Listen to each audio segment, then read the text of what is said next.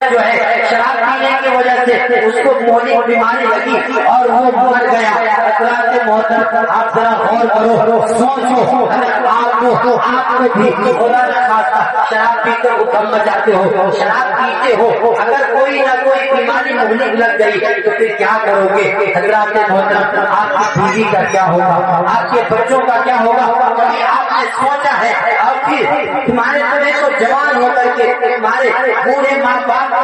کے بڑھاپے کا سہارا بننا تھا، لیکن آج تم نے کیا کیا؟ تم دنیا چھوڑ کر چلے گئے۔ حضرات محترم دنیا چھوڑ کر چلے گئے، اب ادھر تمہارے ماں باپ پریشان، تمہارے بیوی پریشان۔ حضرات محترم ذرا غور کرو، جو لوگ دلی میں رہتے ہیں، ممبئی میں رہتے ہیں، کام کرنے کے لیے جاتے ہیں، ہریانہ میں رہتے ہیں، پونے میں رہتے ہیں، دنیا کے کسی بھی شہر میں رہتے ہیں، وہ کام کرنے کے لیے باہر جاتے ہیں، سال میں ایک بھی عید کا دن آتا ہے جب وہ اپنے بچوں سے دور ہوتے ہیں، اپنی بیوی سے دور ہوتے ہیں، اپنے ماں باپ سے دور ہوتے ہیں، جب سال میں ایک بھی عید کا دن آتا ہے اس کے دل میں یہ تمنا ہوتی ہے، دل میں یہ تمنا ہوتی ہے، اے پاک پروردگار عالم، آج میں اپنے بیوی بچے سے دور ہوں، آج میں اپنے بیٹے سے دور ہوں، آج میں اپنی بیوی سے دور ہوں، آج میں اپنے ماں باپ سے دور ہوں، وہ اس وجہ سے کہ آج میں دور ہونے کی وجہ سے ساتھ میں عید نہیں منا سکا،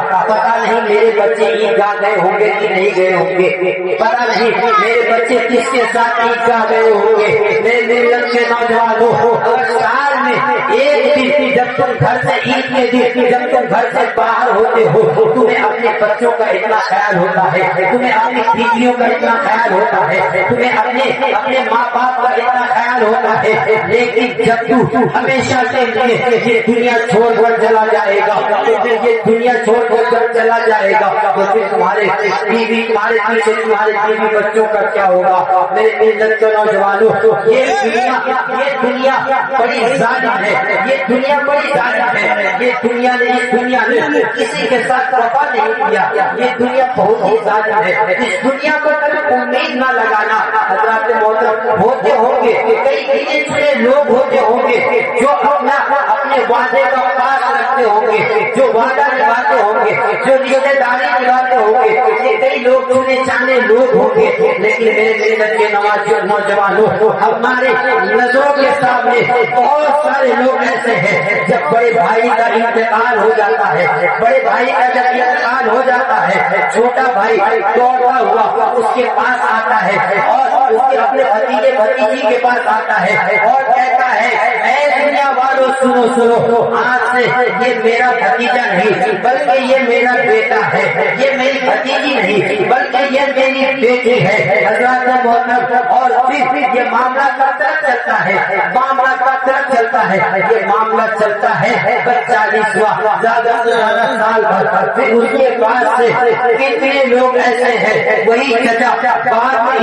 اتنا بڑا دشمن بن جاتا ہے، یہ زمانہ دیکھنے پر، زمانہ یہ کہنے پر مجبور ہو جاتا ہے کیا کوئی چچا بھی اتنا بڑا دشمن ہو سکتا ہے کیا؟ پھر وہی چچا اتنا ظلم و ستم کرنے لگتا ہے کہ زمانہ یہ کہنے پر مجبور ہو جاتا ہے کہ کوئی چچا بھی اتنا بڑا ظالم ہو سکتا ہے کیا؟ میرے ملت کے نوجوانوں، میں کہنا یہ چاہتا ہوں کہ آج جتنے بھی لوگ ہو اس محفل پاک میں بیٹھے ہو، وہ پیپرٹی میں رہنے والوں، سنی مسلمانوں، جتنے بھی لوگ بیٹھے ہو اس محفل سے آج یہ تحیہ کر کے اٹھو، اس محفل سے آج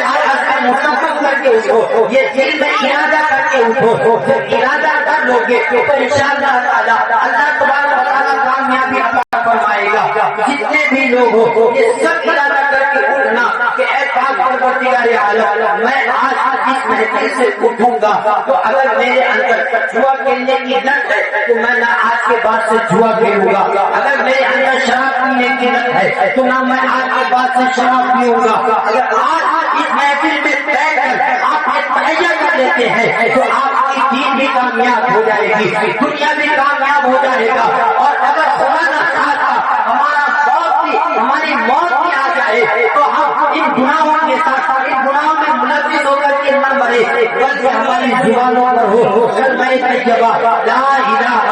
اللہ محمد رسول اللہ